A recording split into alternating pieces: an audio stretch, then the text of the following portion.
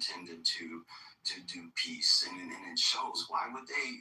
Why did they bomb that cargo ship? Why would they say that the ships go through Oman if they were wanting peace? I think, the United States did their part. I mean, Trump immediately took the blockade away. I mean, and I personally think he should have waited on that, but, it's his call. But at least he did do our end of the bargain. They never held up their end of the bargain. As far as I can see, they never really agreed fully to that memo of understanding, and we're not really going to have a choice. And maybe, hopefully Trump can get, at least the majority of the people behind him. So, Brian, as I mentioned yesterday, history shows this should be no surprise to anyone. Iran had its proxies, and we use the term proxies, but let's be clear that these terrorist groups that have been attacking Israel, including on October the 7th, are doing so at the direction of Iran. The command and control is from Iran. The financing of it is from Iran. And you can see every time some kind of a peace or a settlement or a negotiation or however you want to call it is struck between Israel and these terrorist groups, the terrorist groups do not adhere to what they agreed to adhere to. And so it should come as no surprise to anyone that Iran didn't live up to the terms of the memorandum of understanding. They couldn't even hold themselves back for the short period of time that was hostilities. They couldn't even wait that short period of time. They just don't have it in them. They are not the same as the West. Their perspective is completely different. You know the story about the scorpion and the turtle or the tortoise, where take me across the river on your back, but we're mortal enemies. You'll sting me, but if I sting you, we'll both drown. So there's no way. And then he stings him. He says, "Why did you do that? Now we'll both drown." He says, "I don't know. It's just in my nature." That's what we're dealing with here, Brian. Well, one other quick thing I was going to say, too, I read a story this morning that there was also some strikes on Iran that were not claimed by the United States. And I was wondering if you knew what other Gulf states. I do not. I'm just saying what somebody told me. I don't know what I'm talking about. So maybe I should just keep my mouth shut when I get information. I'm being facetious.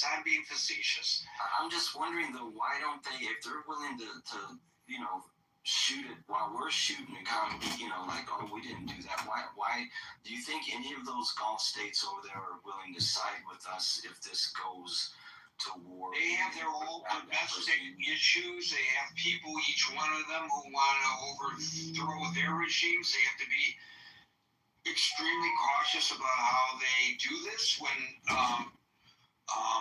some of these Gulf states showed support.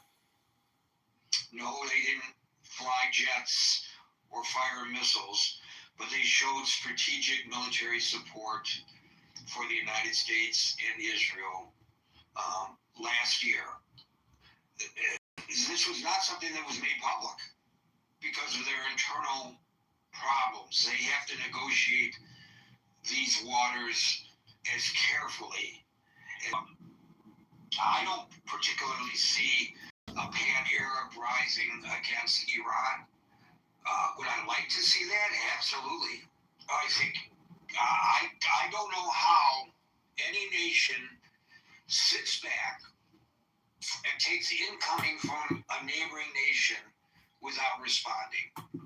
I know Israel gets criticized for doing so, but can you imagine if the United States took incoming from another nation, that we would just sit back and say, all we are saying is give peace a chance. That's not the time to sing that song, which I actually love. This is a time when you use your military might and you call on your friends to help you You can't allow for this kind of bullshit. So I'm with you, Brian. I wish they would, but I don't see it in the foreseeable future. And by the way, as you all know, I accept the fact that I can be wrong. And in this case, I hope I am. Anson, followed by, my eyes are bothering me here, and the name is Estefan. Anson. The biggest constraint against Iran was what they would look and see a united America intent on continuing military action and strong, brutal economic action until the nature of the regime radically changes, which would mean a regime change. That would be, I mean, why is Iran doing what it's doing? Is it they see the midterm elections coming up, and every time they turn on their TVs in Iran, if they could, and watch the American news, they would see that if the Democratic Party reflects the expressed will by polls of the American people, 55, maybe 60%, that all military operations whatsoever, any and all, against Iran would stop immediately. And they see the Gulf denuded of the American Navy as soon as the Democratic Party gains political power in the United States. They know Trump is detested by probably over half of the American people. And they see that he is going to become a lame duck president for the next 2 years, 2.5 years. He can blather all he wants, and they can just ignore him and wait for the right political upheaval in the United States, such that if you flew a satellite over the straits over the Iran and the Persian Gulf, you would not see any aircraft carriers. You would not see any American warships. You would see the bases denuded all around the Middle East. An isolationist America withdrawing to its own borders, and all for the sake of ensuring that we keep gas prices cheap. They don't think the West, in particular the United States, has the intestinal fortitude to stand firm until the Iranian government chooses to join the peaceful nations of the West. And that would be the biggest constraint that if God forbid, if pick whoever you choose to be a true leader of the Democratic Party in the United States would stand tall and say, we will develop the specific requirements to achieve a ceasefire and a negotiated peace with Iran.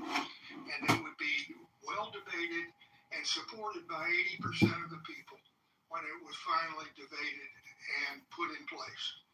And then the willingness of the American people to do whatever it takes in order to achieve those goals. We didn't do that. We haven't done that. That's the starting this war without that in place was one of the dumbest acts that America has done, at least since 9/11.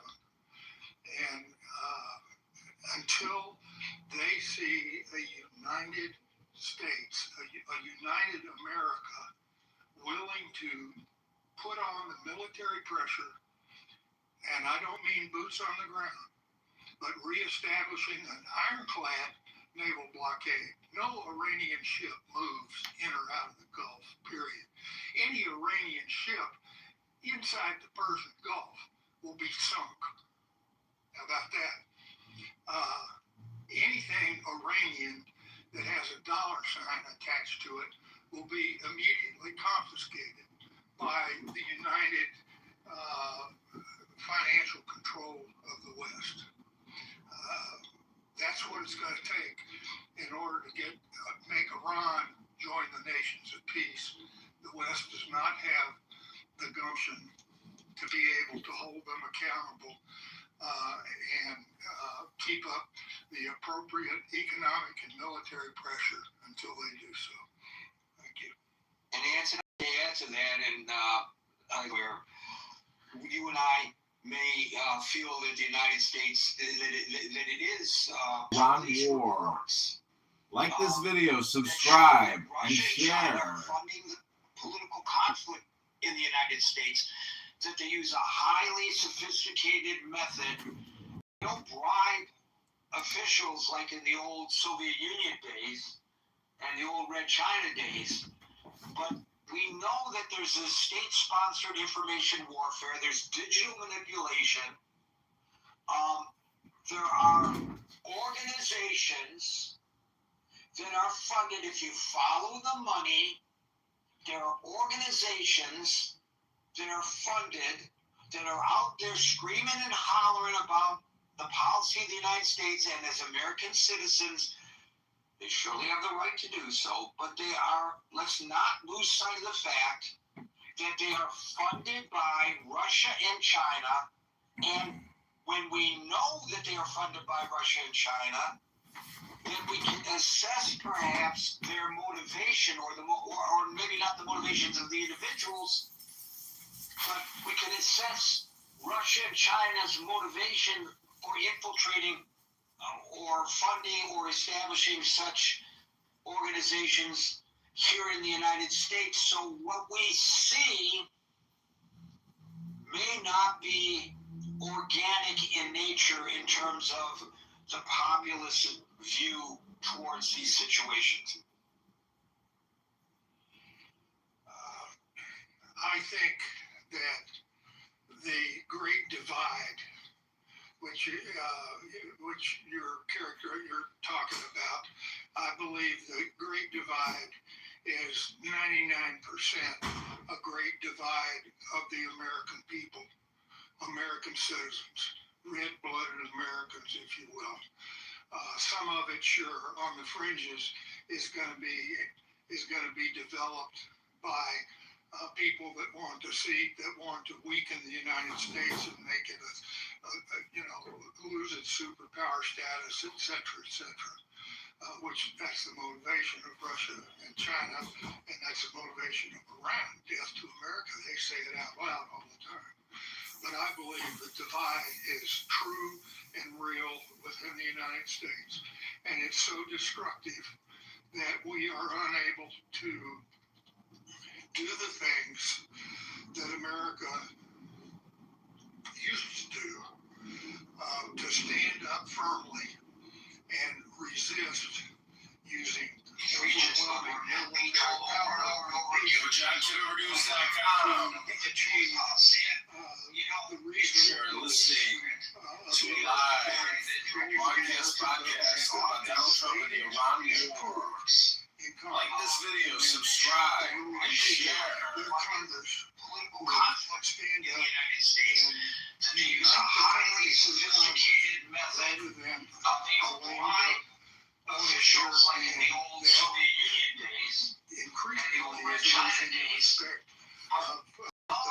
a state-sponsored information warfare, there's digital manipulation, and until we can do that as a nation, they're screaming and hollering about the policy of the United States, and as American citizens, Fond of surely we calling have the right to do somebody so, but that you are let's old not enough to lose sight of the remember. fact Most people here probably that are they are not. They have a funded cartoon by strip Russia and China. when we used to have cartoon strips We in know that newspapers, they are when we used funded to by have Russia and newspapers. China. Pogo If we can assess perhaps their motivation, or maybe not the motivations of the individuals, but we can assess Russia and China's motivation for infiltrating or funding or establishing such organizations here in the United States. So what we see may not be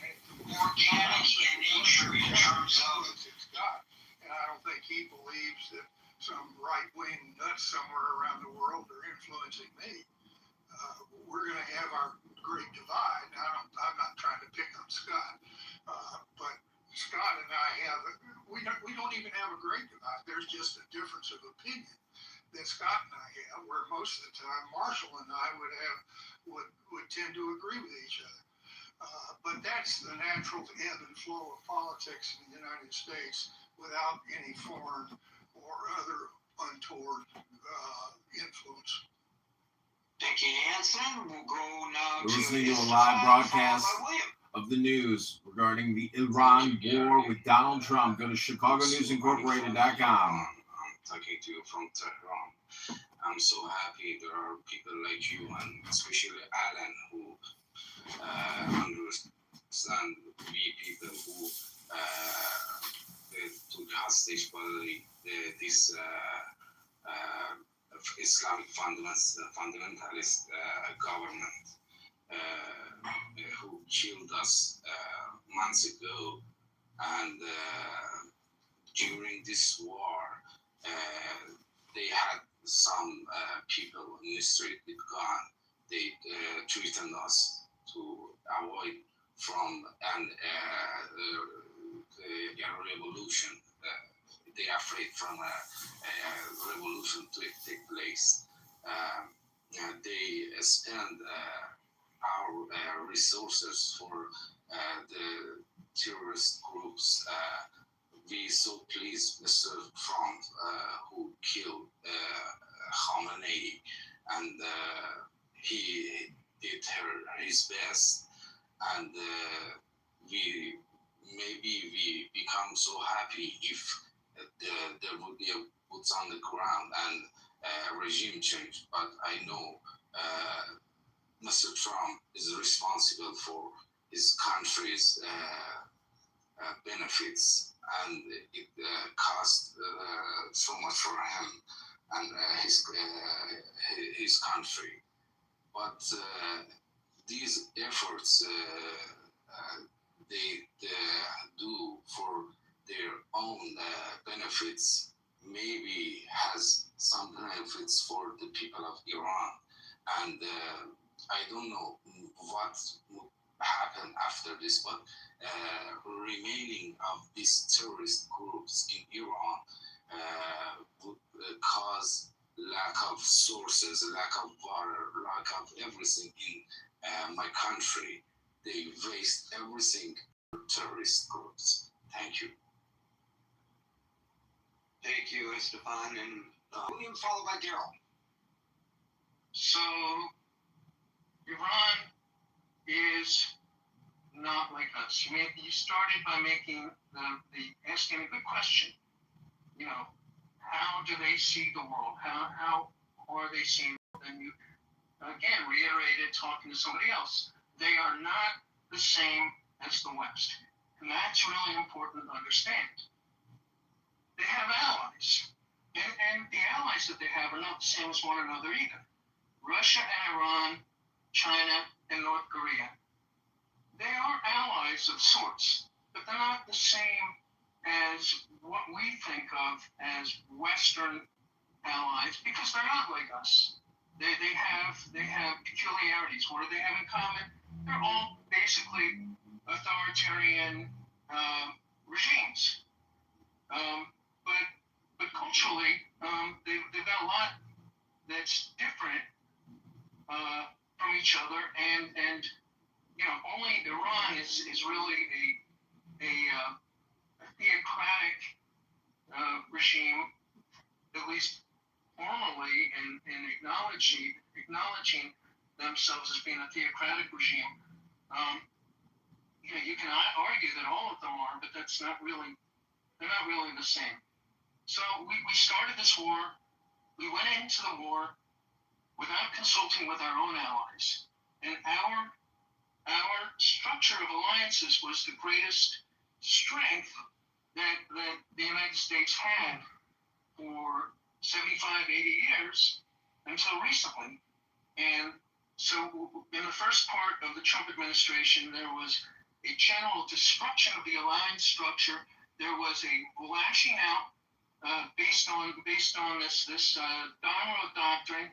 We're going to withdraw. We're going to become isolationists. We're going to withdraw to the boundaries of the United States, and we're going to tariff everybody so that they should all follow us. So that not only did we alienate the Allies on some ideological grounds, but we actually economically attacked them. We threatened to attack Greenland. We threatened to we basically discounted the sovereignty of Canada, our neighbor, of Mexico.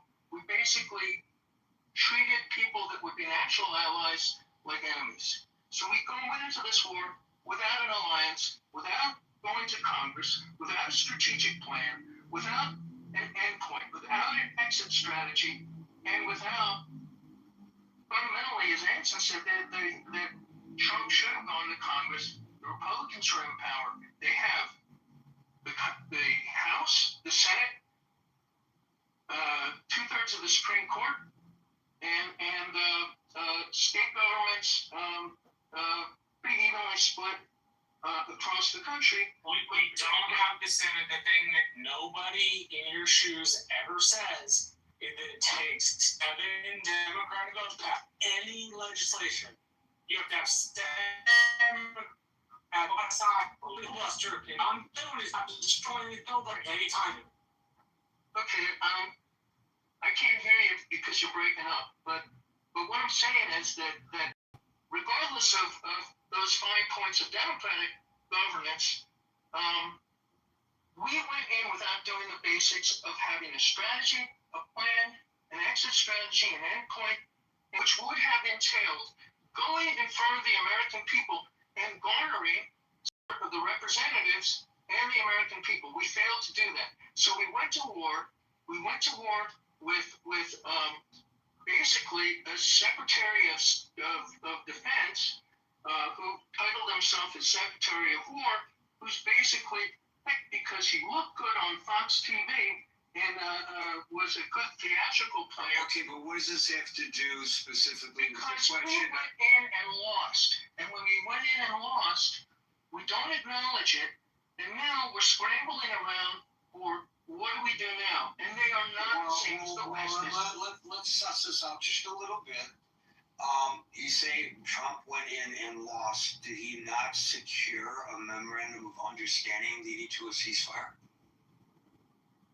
That was not a victory. That was, and we can argue this later, but I believe that was basically articles of surrender. Well, articles of surrender. I'm not talking That about was a the memorandum of understanding. historical definition of it. No, I'm talking there is a practical purposes. We lost. difference. No, There is a distinct okay, so there's Oh a my difference gosh, there. there is a distinct difference. There's a distinct difference between signing something that is a losing thing and signing a memorandum of understanding. Simply because you don't like Trump doesn't mean you have to portray every little thing as a loss, William. Well, I agree with Gary that we need to see the world through their eyes. And I don't think we saw the world through their eyes. Okay, so I want to go back to the question that I was trying to ask you there, William, and that is, so you see it as a surrender, but did not the memorandum of understanding, the agreement was that they would open up the Strait of Hormuz? I think the memorandum. I think it was. They never opened up the Strait of Hormuz. I didn't ask that. The question I have specifically is, wasn't there an agreement on the part of Iran to open the Strait of Hormuz?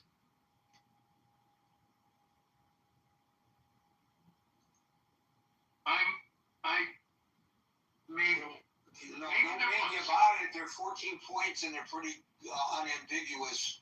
If you read the memorandum of understanding, they agreed to open up the Strait of Hormuz. They agreed to not impede the flow of, the transit of commercial shipping in the Strait of Hormuz. I'm not arguing whether they affected the agreement. I'm saying the agreement was reached. So if you take it on its face value, setting aside your agreement that we need to do a better job of understanding their mindset, and I think we're both in agreement. It was almost predictable that things would work the way they are working right now.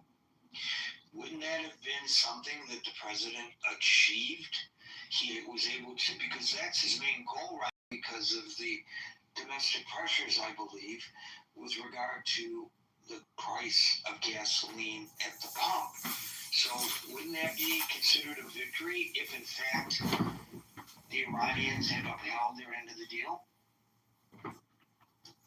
Well, I agree with you that they're not like us, and they were never going to uphold their end of the deal, and they don't think like us. Right, but setting that aside, isn't that a victory? I don't think it was a victory, because I think that we achieved a false victory. You're an attorney. I presume you've negotiated contracts, real estate contracts, employment contracts, right? Yeah, sure. Okay, so when you negotiate a contract on behalf of your client, you give something up and you gain something in return, and sometimes it's not an actual quid pro quo. Sometimes one party benefits better than the other party, but is that a surrender? So I've had negotiated contracts, and people will enter into contracts, and I've also been in cases where people breach contracts as is basically the thesis that you have now, and I agree they breached the contract, but I believe the underlying problem is that we never really had an agreement, and that the victory claimed was a false victory because although the points we agreed to, but yes, and they're dirty contract breakers, and they didn't keep their word, and they that didn't live up means to the agreement. there wasn't an agreement. Yes, but people breach. Trump breaches agreements all the time. But that's not Okay, what we're not talking about Trump before, because you said I just want to say that when you see the world through their eyes, they're not the only ones who come to the table who are dishonest or disingenuous. And that hasn't happened in any of the But did we ever actually have a meeting of the minds, a contract that would be enforceable? Wait a minute. Is there an enforcement Have you mechanism? never had a meeting of them? They didn't have a meeting of the minds. The whole memorandum of understanding was BS. I don't believe it was a genuine agreement that they agreed to. I think they breached it. So by your reasoning, any divorce decree is BS, because a divorce decree only is as good as the willingness of the parties to abide by it. Well, no, the divorce decree is between the people who are married, so that's a little bit different. But there are conditions. There are conditions of divorce decrees, and you and I both know, and you don't have to be an attorney to know this. Take me out of divorce and just stick to the real estate. Do people break real estate contracts? Sure, people break real estate contracts. Okay, so there was no agreement. There was no agreement there. I think the memorandum of understanding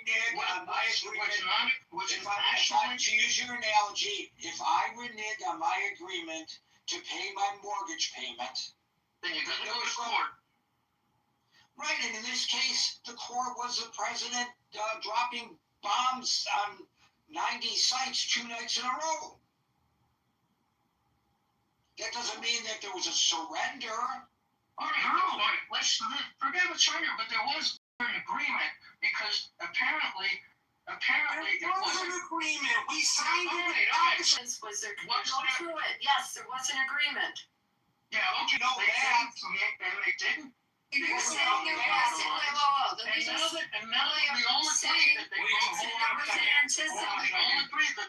agreement. There was an Now that we all agree anticipatory that they broke the repudiation, agreement, William. we all agree that they broke the agreement. anticipatory repudiation in this agreement? No, I'm saying that the agreement at its inception was just a dodge to cut. Lynn, was that you? 'Cause I didn't mute you. I didn't. Trump was not sincere about achieving victory in the first place, and the way he That's said not that. the point. And let me finish the sentence. No. That is not the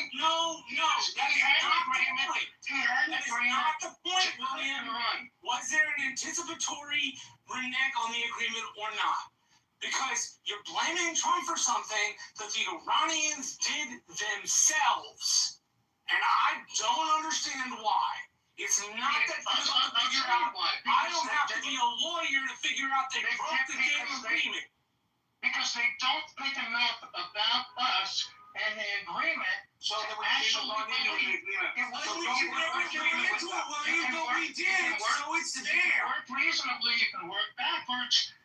Did they have an agreement? It was an agreement that they were Oh willing my to God. break. Dude, your hatred of Trump is clouding you from being honest. You are not being honest. You're being dishonest. Yes, they have an agreement. They have an agreement that both sides were not going to follow. Okay, we're gonna move on because you're obfuscating the issue that we're discussing. But I just want to point out. Let me give you a real life example of a person who took a position at a relatively small company, legal documents. and he was testimony. he was pledged to him in writing by the president of the company, who hired him, the president of the company, that upon severance he would receive certain stock options to the company. And the severance ultimately came. But by that time, this guy wasn't president. A new guy was president. So he says, I want to claim my stock options. This guy said, I don't know anything about this. Well, the contract predates your arrival here. You're going to have to talk to the CEO. It's a small company, so he was able to walk into the CEO's office. He walks into the CEO's office, and he says to the CEO, I have it right here in writing that I would get stock options upon severance. The CEO says, well, that was, I'll call him by his first name only, that was negotiated by Joel, and Joel hasn't been here for a number of years. But it's a binding contract. And he said, sue me. Well, the cost of suing him was more than the amount of money he potentially would gain from the stock options, so he left with his tail between his legs. It had no desire or anticipation by this company to live up to the agreements. Want a stomach or the compensation? The United States got some compensation because they bombed the hell out of some military assets in Iran. And by the way, there is some reporting today that the Iranians recognize that they fucked up when they attacked those ships. They would never say it publicly, but you can read the reporting. And you can agree that its reporting is accurate, or you may agree that it's inaccurate, because I guess reporters, I was told yesterday, shouldn't be believed if they don't reveal their sources, and that's fine, by the way. It's up to you on whether you accept the veracity or not, right, Daryl? Daryl followed by David.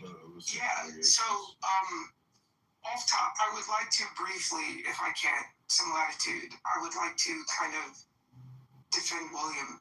I've actually signed 7 MOUs in my career, and what I've come to learn is that generally MOUs are not necessarily legally binding, right? MOU is, me and you, Gary, we're going to come to an understanding, and if you do this and I do that and you do this, we will at some point enter into a longer form agreement that has like more teeth to it. Yeah, in but a sense. wait a minute a second, Daryl. Yeah. What memo, what agreement between two nations is really legally binding? Huh? How many treaties are usually legally binding. how many countries, our country as well, have been accused of violating international law? Okay, who's going to enforce that international law?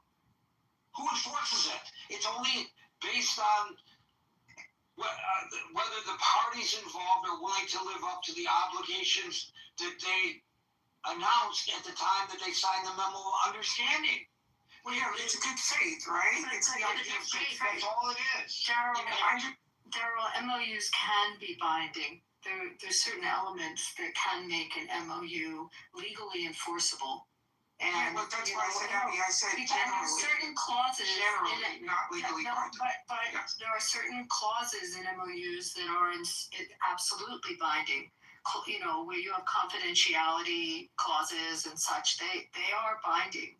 And if you have the clear intention of the parties, and it essentially covers contractual elements, you can have it legally enforceable. So I just want to tell you, it's not a truthful statement to say that they are not enforceable. See, but that's not what I said. I said they are generally, I use very specific words, I said they are generally not legally binding. I didn't say they are never legally binding. I didn't say they all can be cases. legally enforceable.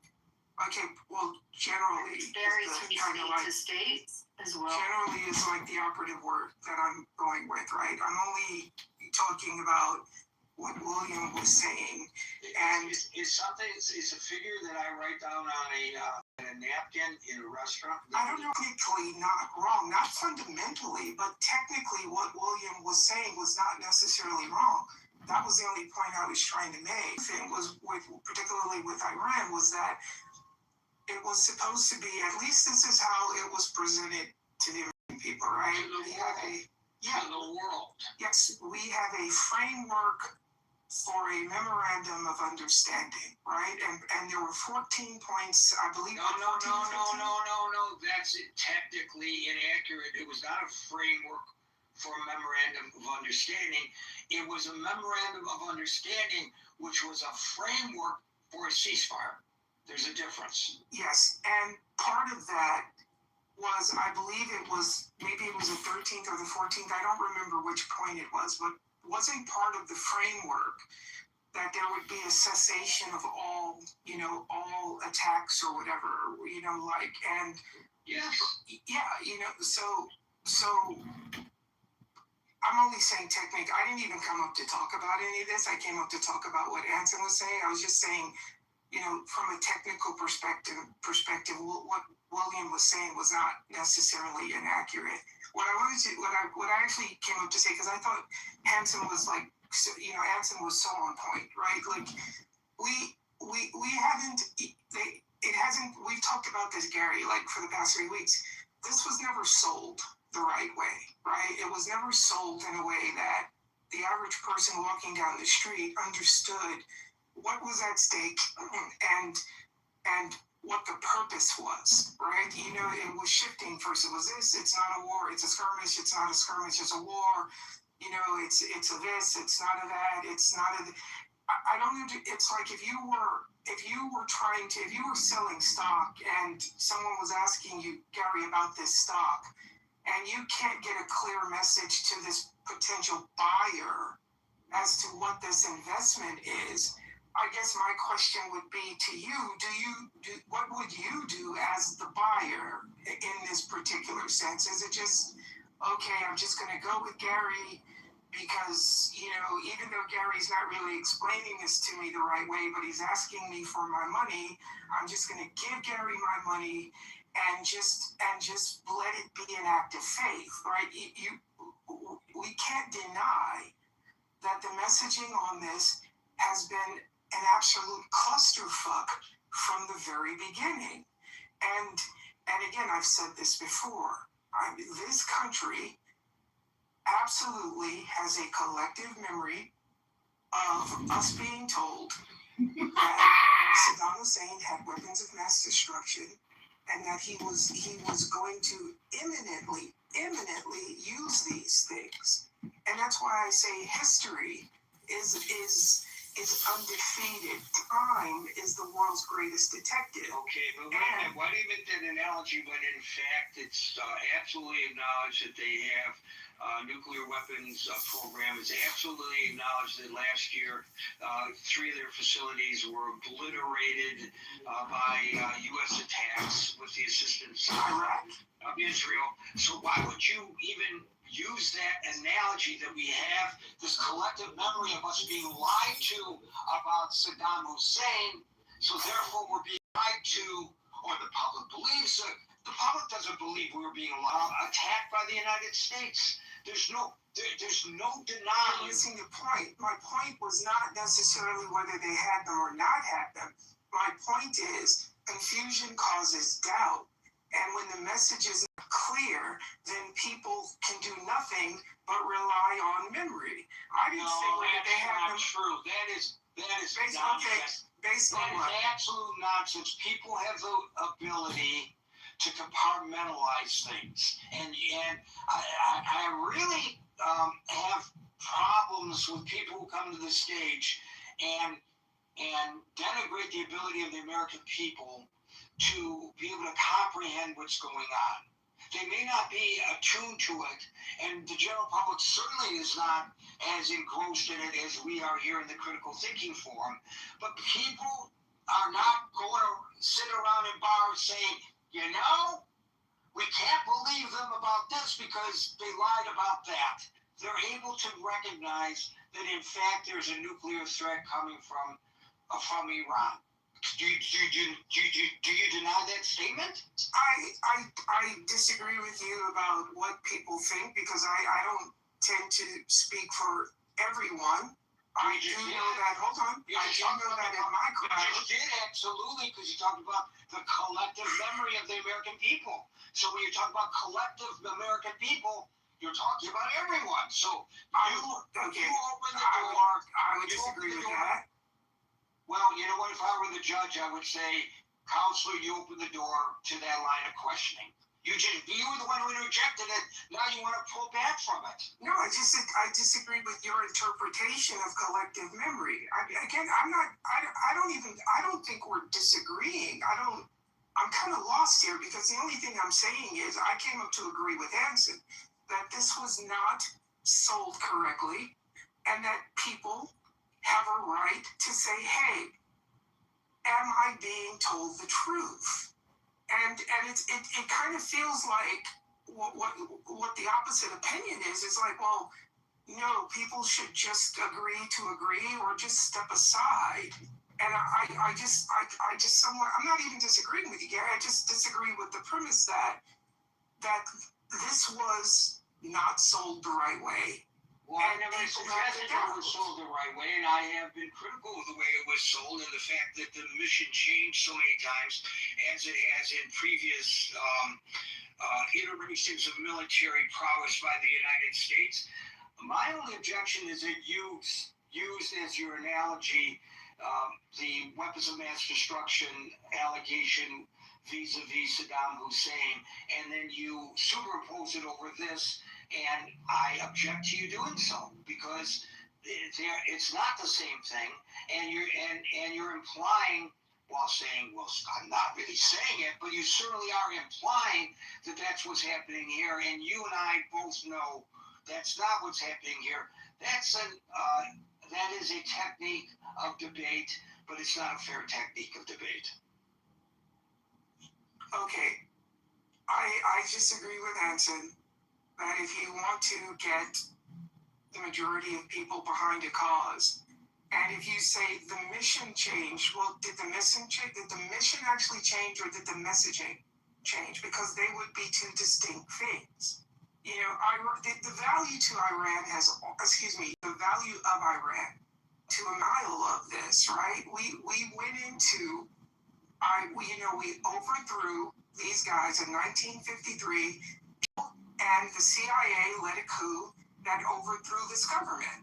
And, like Malcolm X, I'll shut up now, but Malcolm X, when JFK was killed, he said the chickens come home to roost.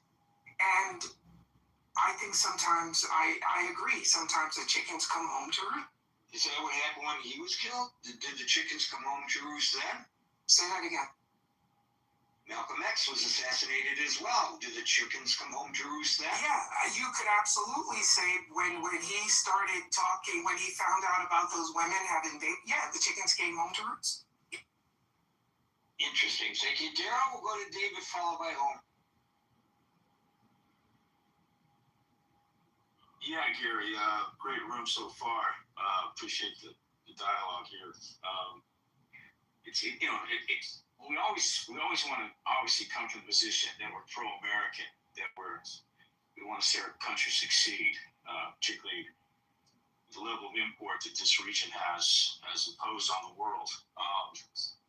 But that doesn't appear to be what's happening. It appears that we have a triangulation of issues that aren't resolved, and Iran obviously has the upper hand with the leverage. Now you can say we can continue to bomb them into oblivion, further maybe sowing discord amongst its own people. They rally around the flag, and of course, big oil, big insurance is going to say, sorry, United States, we're going to pass on insuring these boats for now. So as long as Iran can extract that pain point in the strait and keep those ships from passaging, Trump's in a rock and a hard place. Iran is attacking first ship to spike the oil deal, right?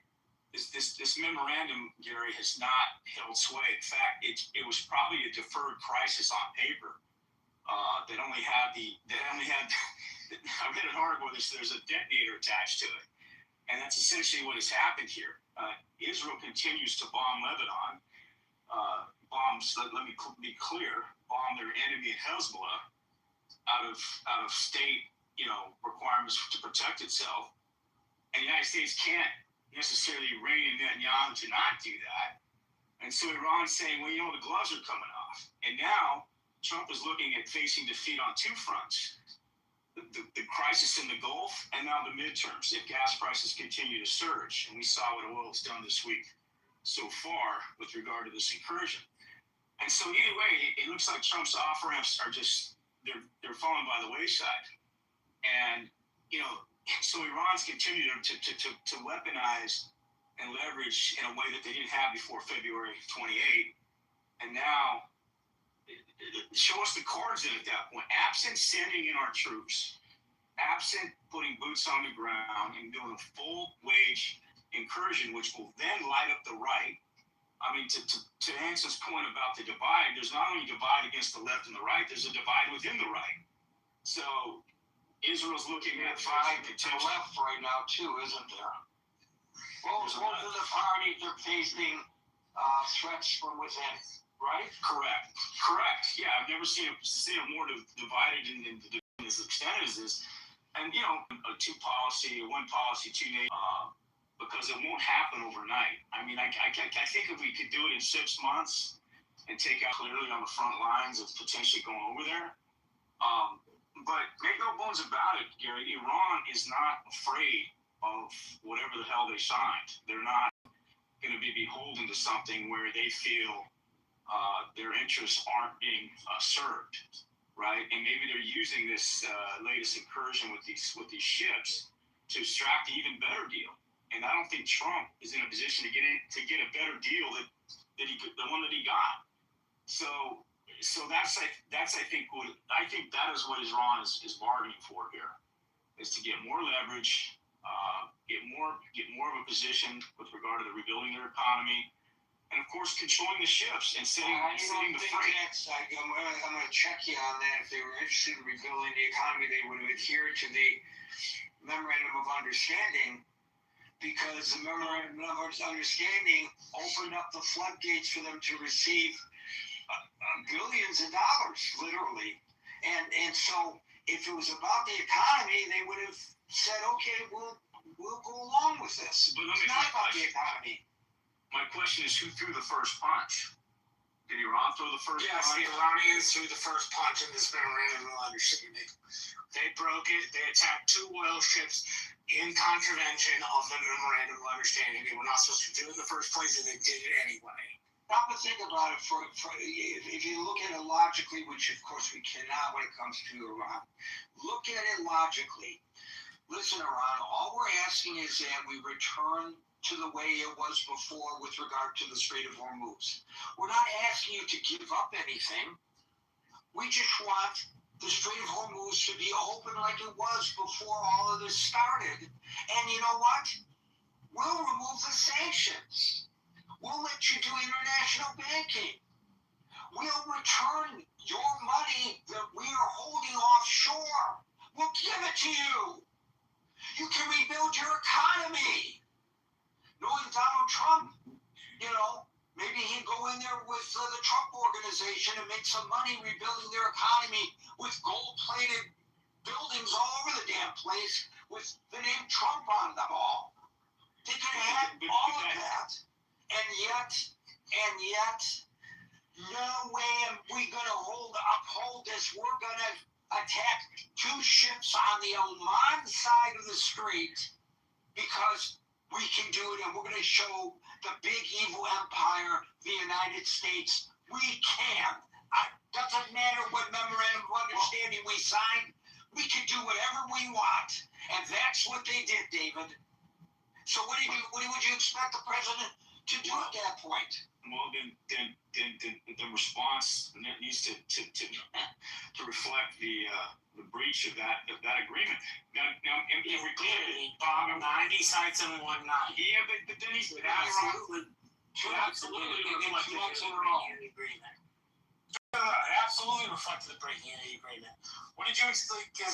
As he said, what did you expect him to do? well. Can I make one comment here, David, on something you said? Mandate what Israel does. We don't have the power. We don't control their political system. We don't control their military. We don't control their air force. We can't mandate that they stand down.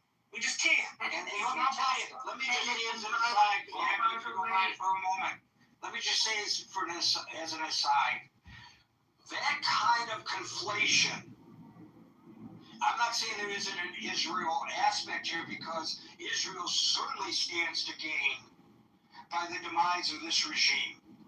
Israel certainly stands to gain by the eradication of the terrorist groups that Iran funds. Israel certainly stands to gain by the elimination of the nuclear threat of Iran. Absolutely true. But to conflate everything with Israel is a very dangerous thing. Why do I say it's dangerous to do that? David doesn't have a mean bone in his body, I believe. But I will tell you, David, why it's mean. A very dangerous thing to do. Yesterday, a guy from Delaware County, Pennsylvania, was arrested by the Pennsylvania State Police for walking into a state legislator's office for help with resolving a back tax issue he had, and suggesting to the people there that he was going to go and set the governor's mansion on fire again, because the first time it was set on fire by an anti-Semite who set it on fire because Shapiro somehow is responsible for the actions of a nation 5,700 miles away. Shapiro has to be taken out. So, and his family, the guy said. So he's going to go back there and set that mansion on fire again and finish the job the first one did, get rid of Josh Shapiro and his family, as if the governor of Pennsylvania, because he's a Jew, has anything to do with the policies of Israel, whether you agree with those policies or disagree. I'm going to call bullshit from now on anytime somebody says he's doing what Benjamin Netanyahu told him to do. Nobody tells Donald Trump what to do. Some people say that's really agree part of his personality.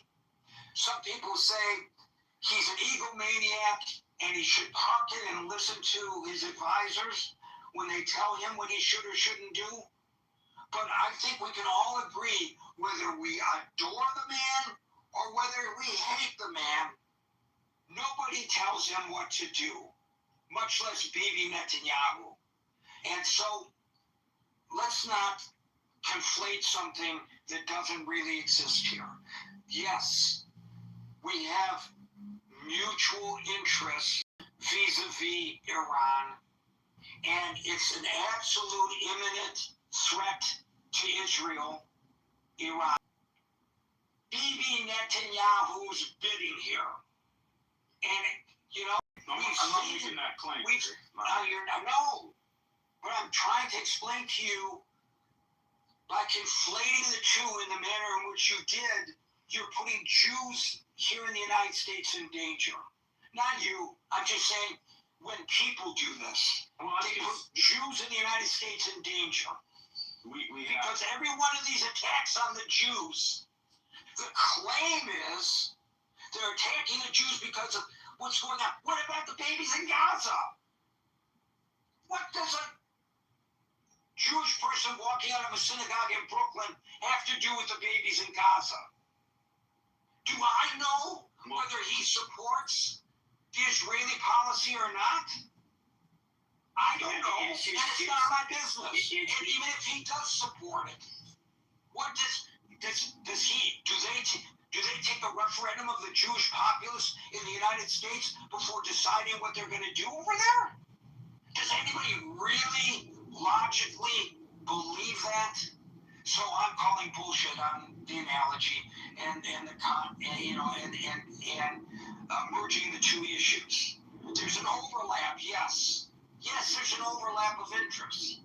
But on at least two or maybe three occasions that we know of, the President of the United States picked up the phone and called the Prime Minister of Israel, the leader of a sovereign nation, and said to him, "What the fuck do you think you're doing?" That's an exact quote from the President of the United States to the Prime Minister of Israel. So to suggest that that Prime Minister is telling the President of the United States what to do is absolutely absurd. No, but I never made that argument, by the way. No, I know you didn't say that explicitly. But the optics of a Prime Minister of Netanyahu making many visits to the United States to meet with Trump and all that provides, unfortunately, these ignorant talking points. Okay. Let me call him up right now. Hey, Bibi, if the optics of this are bad, Bibi, don't come and talk to the President of the United States, Bibi. Can I say something to David for a second? David, you also made a comment about talk show hosts, that Israel has to worry about what U.S. talk show hosts say. I need to quote Golda Meir, one of my favorite quotes, and she said, "If we have a choice between being dead and pitied and being alive with a bad image, we'd rather be alive and have the bad image." So much for the talk show hosts. It's a sovereign nation trying to stay alive and not be annihilated by the threats coming out of Iran. Right. And to my point, these talk show hosts, I'm not so much concerned about what they do in terms of impressions of Israel. Israel's going to do what Israel needs to do. A pox on them for ginning up hatred against Jews in the United States. Absolutely. That's my concern about the talk show hosts. Now, you're going to blame that on Bibi? Because if Bibi wasn't attacking in Gaza and in Lebanon, these talk show hosts wouldn't have the fodder to turn the populace against the American Jews? Come on. That's the line of reasoning that's out there. And it's not to be challenged every time that it is made, in my opinion. And that's why I've devoted almost 100% of my writings, if you've noticed on my social media, to this issue, protecting the Jews, because they're under unbelievable duress in the United States of America and around the world in the diaspora. Yeah, absolutely, Gary. I don't follow you at all for your campaign. I think it's very timely and necessary, and more journalists need to take to the airwaves and the internet to do that. No, absolutely. And it's an unfortunate thing. The threat against the president, the threat against the governor of a state. Gary, a potential presidential campaign. The second one? No. Yeah, no. Why? Why is it not getting coverage? When Gretchen Whitmer, when they busted those guys for plotting the kidnapping and killing of Gretchen Whitmer, it became national news, and rightly so. How come this hasn't become national news? Right. Absolutely. Come on. Let's call it for what it really is. I'm not blaming you for the problems of the Jewish people at all, David. I'm not saying no. I know you're not. I appreciate that. I know you're not. Okay. All right. Well, those are my points. Thank you for letting me speak. And hopefully the others can have time to say what they need to say. Thank you, David. Let's go to Homer, followed by Philip.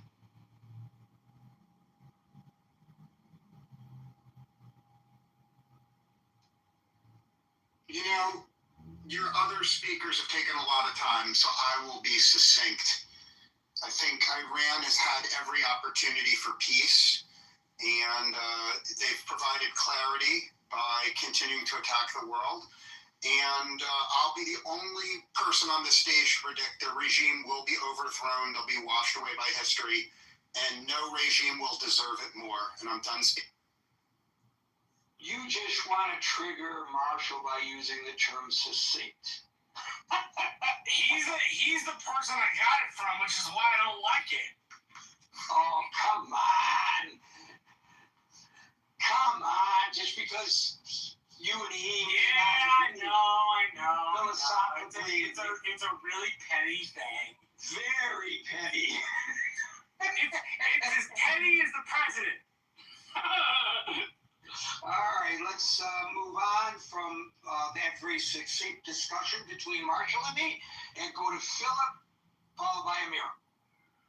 Hey, Gary, thank you very much. I just want to, about this MOU and some of the discussions in the room last night when somebody actually read the wording of the MOU.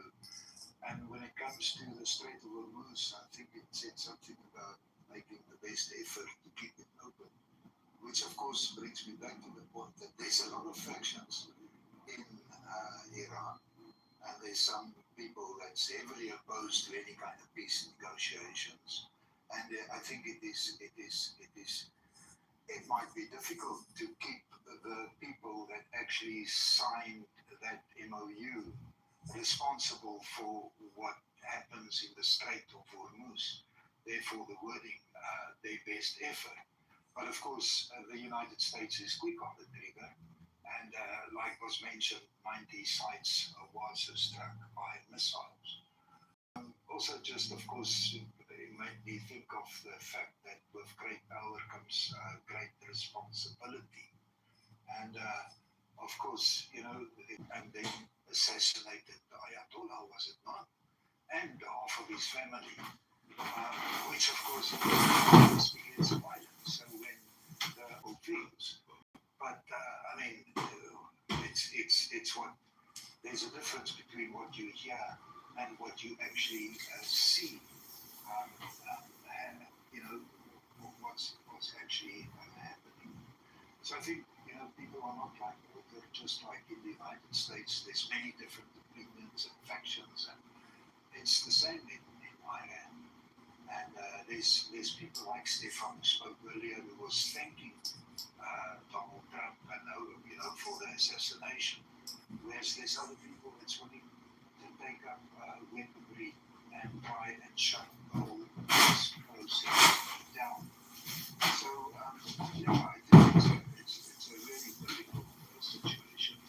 I think that there must be some kind of negotiating peace, which never give up hope on that. I think religious fundamentalism carries some blame, and education and a proper example, and not always to answer violence with violence. Sometimes perhaps, as we can see, it is definitely not nuanced. And some of the rhetoric, like we have listened, the Arabian people were made by God to show other people how evil people are. That's not the rhetoric which provides a good outcome in terms of wanting to have peaceful negotiations and people just working peacefully with the government. Anyways, that's what I wanted to say, and thanks as always for this. Philip, I take back your comments about the cause and effect for the chance deaths to Trump and the threats to assassinate him are void of history. Alan, are you listening? Yes, sir. I'm listening. Okay, I'm going to say something. I'm going to say something in Farsi, and I'm probably going to mispronounce it. I'm going to say March Bar Carter. You want to say Mark Bar Carter? What did I just say in Farsi? You said death to Carter. Death to Carter. Mark Bar Carter. This Death to Carter.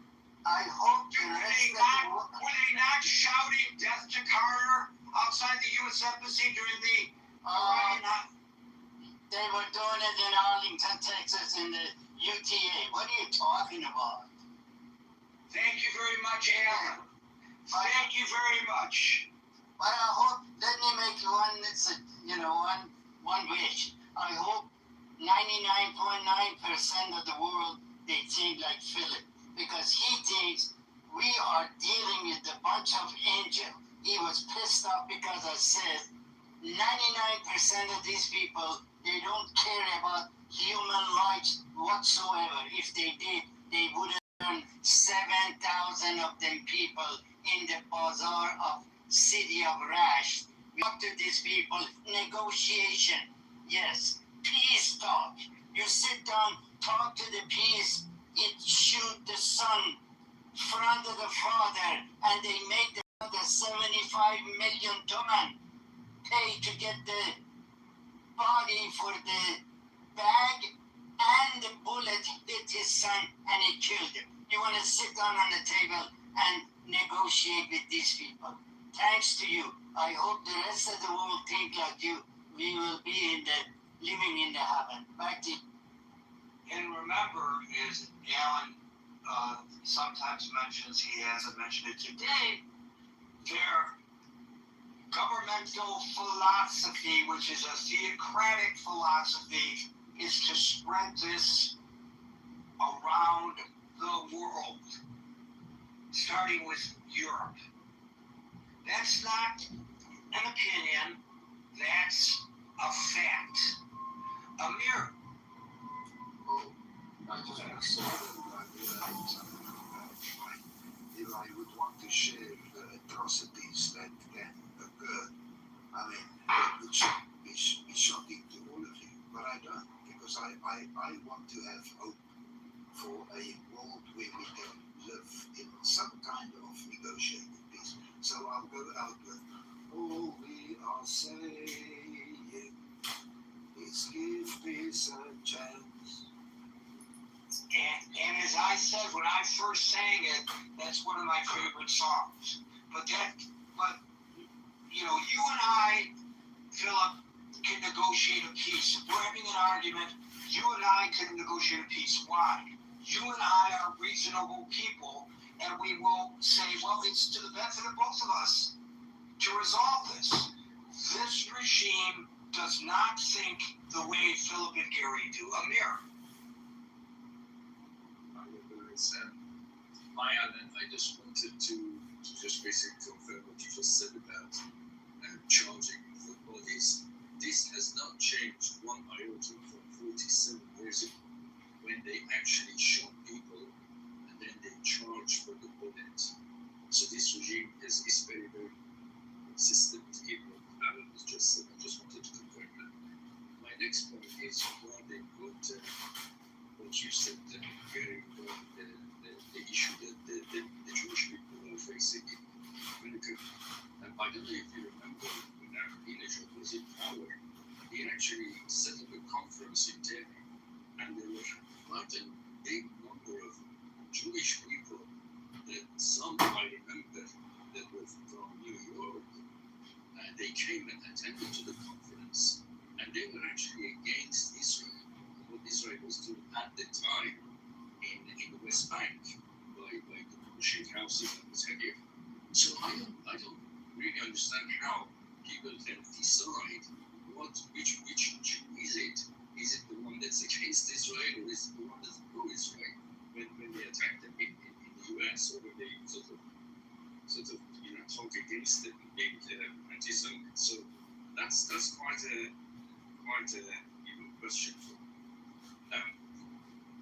What I really wanted to say is what Darrell, I think, talked about, and he talks about the value of Iran to the United States being. I'd like to make a point, and this is quite an important point, which is often misunderstood. You know, there's a massive difference between Iran and the two countries that we often talk about, Russia and China, because we put these three countries together very often, and there is a big difference between them. And that is the regime in Iran. Okay? Vast majority of people in Iran, culturally, they lean very much towards the Western values. Whereas the regime in Iran is completely the opposite. The slogans and the rhetoric in the last 47 years is a clear testament to that. Now, this is definitely not the case for Russia and Russians and China and the Chinese. There is no such divide culturally between the people and the government in these two countries, namely Russia and China. So I think that is quite an important factor which should not be ignored.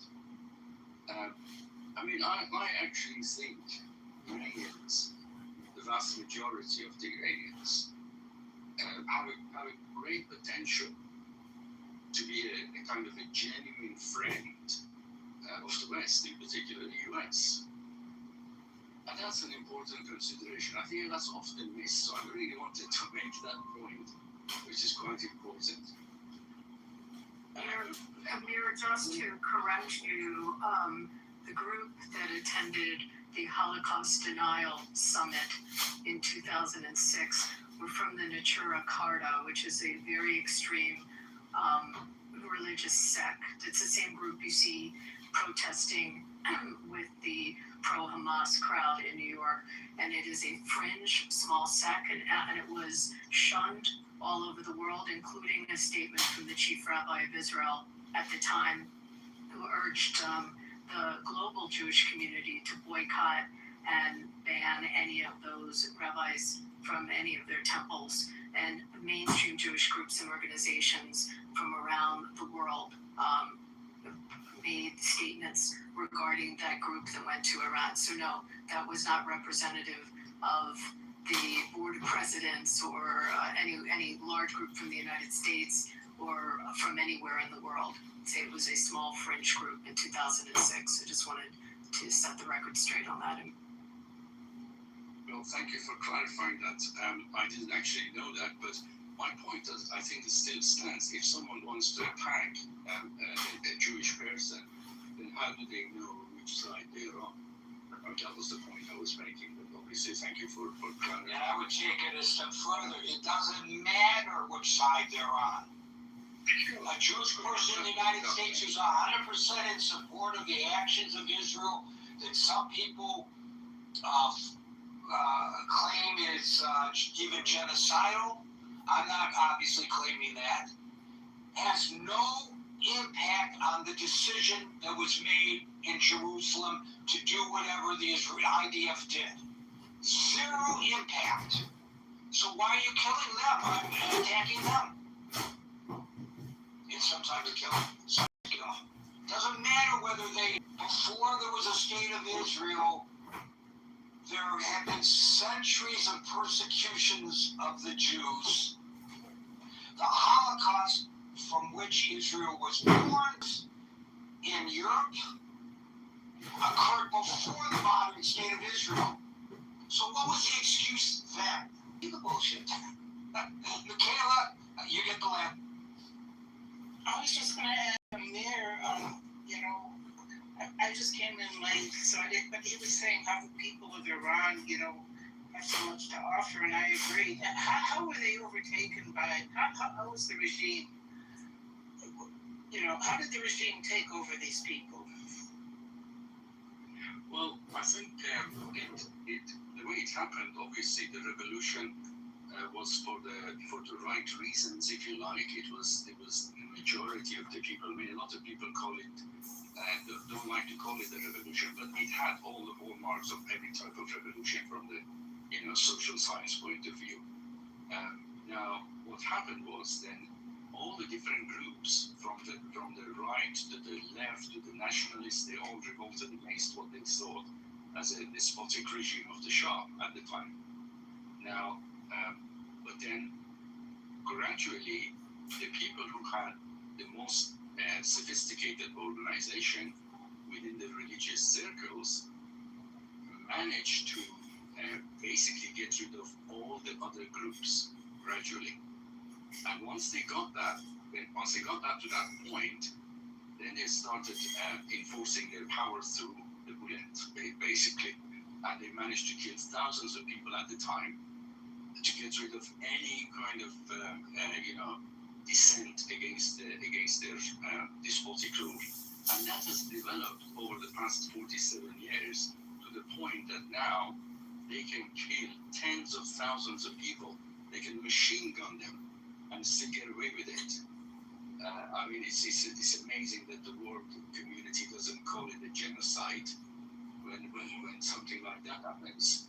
And yet in Gaza, for example, they can call it a genocide. So, it just mind boggles, basically. Amir, do you have any hope for Reza Pahlavi to have some influence or to help his people? Or do you have any hope for that? It certainly has quite a lot of following. But I mean, I'm personally a Republican, but I'm more than happy for Reza Pahlavi to lead the opposition in terms of what he's offered. In fact, to be honest with you, when he talks, he almost comes across as a Republican himself, because he doesn't necessarily believe in royalty. I mean, in a royal household. Yeah. Yeah, that's my answer. Yeah. Okay. Thank you. Yeah, he seems to have, people have backed off. They've given up on him, or they've given up on the people. It's, there was a lot of hope at first for another uprising. Yeah, I think the problem with that is that it's a big problem of too many chiefs and not enough Indians. And there are a lot of groups which are, I mean, there are, in terms of the Republicans within the Iranian diaspora, the sort of sorry. Yeah, I thought that there would be infighting within Iran, but there's infighting in the diaspora. That's what happened. That's exactly what happened, yes. Yeah. That's too bad. Very bad. Pahlavi, by the way, has said publicly that what he aspires is to lead a temporary interim government, and then let the people of Iran decide what form of government they want. And then once they decide what form of government they want, he wants them to have free and open elections, and then he would step down. He has no desire, as Amir says, at least publicly, of maintaining some royal ascension as had been the case before. Right, Amir? The problem here was that Donald Trump decided that he would choose someone from inside Iran to have a deal with. I think, and he basically dropped Reza Pahlavi, and that was a mistake. He said that, but that doesn't mean the Iranian give up on him. See, the reason Gary said that, it is because the propaganda machine outside Iran, they are financially well up to the above them head. They don't hesitate to spend millions of dollars just for being this to do this. They use this thing outside of Iran. They says, look at the Afghanistan, look at the Iraq. If America attack us, the Taliban, they're gonna destroy you. This is the scare tactic they using, this regime using Iran. The same thing is outside. So Reza Pahlavi is a lot smarter than this. And he says, that's what he says from the beginning. He says, I am just the source, can pass your word with the 7 language I know to the rest of the world. I can sit down with the delegate, I can sit down with the government, I can bring your voice to them and tell them, this is all I'm trying to do at this moment. When we go, and then he set up the temporary plan for changing the regime, there won't be any vacuum involved. And then he says after that, it's up to the people. You go to the booths and freely vote for whatever you want. If they decide me as a king, I'll be glad to do it. If they want me just to go sit on the corner of the street in Tehran and if they have an alarm and sell ice cream, I will go do that.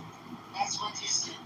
I don't know how clear he can do, but the propaganda machine grab a word and switch it to the different.